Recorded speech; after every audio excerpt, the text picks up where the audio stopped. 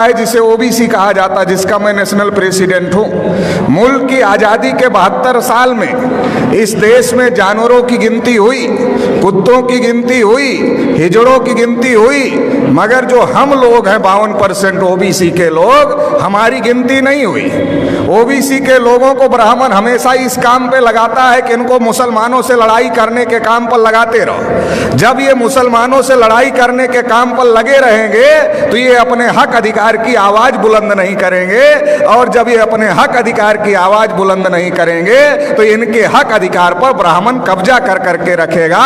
आजादी के 72 साल में हमारी गिनती हिंदू के नाम पर करते रहे और हमारे सारे हक अधिकार पर ब्राह्मणों ने कब्जा कर लिया। 1992 में जब मंडल कमीशन का मामला खड़ा हुआ था, ओबीसी के लोग अपने हक अधिकार की लड़ाई लड़ रहे थे, तो ब्राह्मणों ने बाबरी मस्जिद का मामला खड़ा कर दिया, राम जन्मभूमि का मामला खड़ा कर दिया, और ओबीसी के लोगों को बाबरी मस्जिद के मामले में आगे कर दिया, राम जन्मभूमि के मामले में आगे कर दिया। बाबरी मस्जिद गिरा दी गई।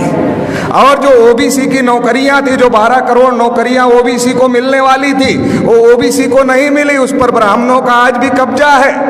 और मुसलमानों की मस्जिद चली गई, मतलब हमारी नौकरियां चली गई, आपकी मस्जिद चली गई, और रिजल्ट आया ब्राह्मणों के फेवर में, मंदिर बन गया।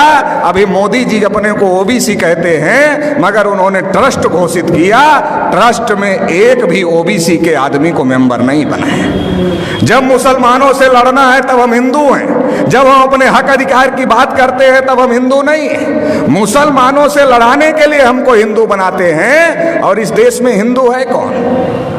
ओबीसी के लोगों को ब्राह्मणों ने हजारों साल से शूद्र बनाकर रखा, पढ़ने लिखने के अधिकार से, धन संपत्ति रखने के अधिकार से, बोलने सुनने के अधिकार से, सभी अधिकार से वंचित करके रखा। लिखा मनुस्मृति में, अगर आंख से ज्ञान देख ले तो आंख में सूजा डाल देना चाहिए, उच्चारण करे तो जीभ काट लेना चाहिए, और अगर कान से ज्ञान का एक शब्द सुन ले तो कान में शीशा पिघला कर डाल देना चाहिए, ये लिखा।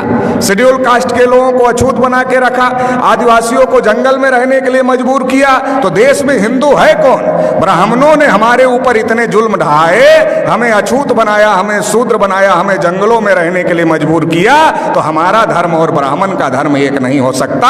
हम हिंदू नहीं है। आप रामायण पढ़ लो, महाभारत पढ़ लो, गीता पढ़ लो, वेद पुराण पढ़ लो, श्रुति स्मृति पढ़ लो, कहीं पर भी हिंदू लिखा हुआ नहीं है, क्योंकि ये हिंदू हिंदी भाषा का शब्द नहीं है, ये हिंदू संस्कृत भाषा का भी शब्द नहीं है, ये पर्शियन भाषा का शब्द है, जिसका अर्थ होता है हारा हुआ, नीच, कायर, काला, चोर, गुलाम।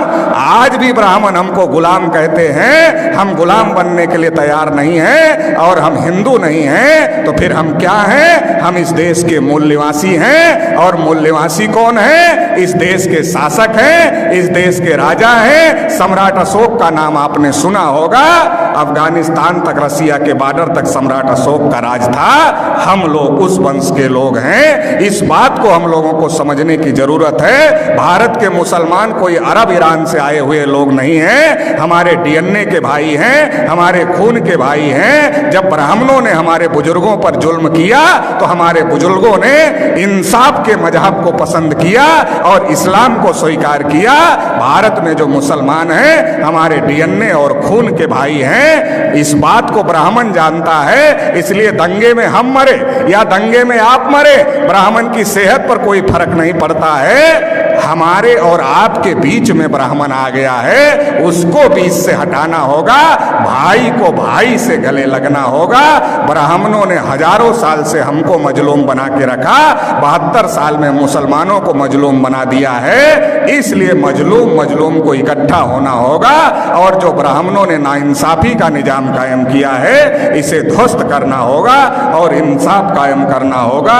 इंसाफ की इस लड़ाई में आप साथ देंगे, इतना ही कहते हुए आपने मुझे सुना, इसके लिए आभार, धन्यवाद। जय मुर्शिद।